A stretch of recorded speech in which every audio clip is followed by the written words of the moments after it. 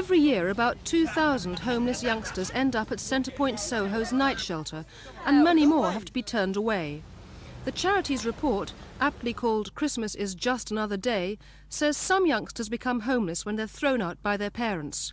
But for 75% of them, it happens when they come to London in search of work.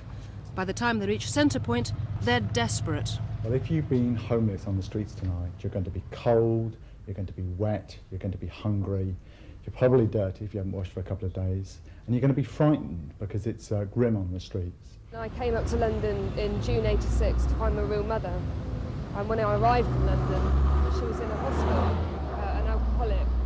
What's it like being homeless? How do you spend your time? Mostly walking wherever you can, shops, museums, anything. It's not easy. Could you not go home now? No, my mother won't take me.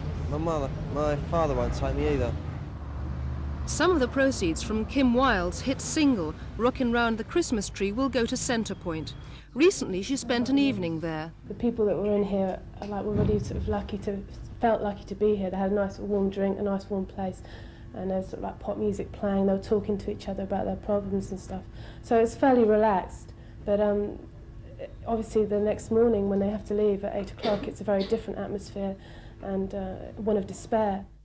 The report stresses that most of the youngsters are ordinary people looking for a job and a home, but they're vulnerable while they're out on the streets. We had a couple of people in a little while ago who had drifted down to Trafalgar Square, and a bloke came up to them and said, where are you staying? And they said, Centrepoint. So he said, well, where are you going to stay after that? He said, oh, don't know.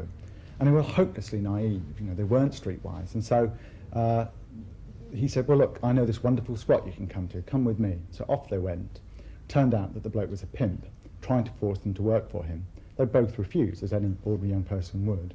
And so the girl had her head cropped with shears as a warning that she should be more cooperative next time, and the boy was slashed around with a knife.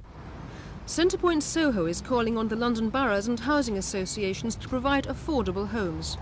They say that 1987, the International Year of Shelter for the Homeless, has been an appalling one for the young homeless, and that when the government reduces young people's social security next year, yet more of them will end up on the streets. Gail Goodwin for Thames News.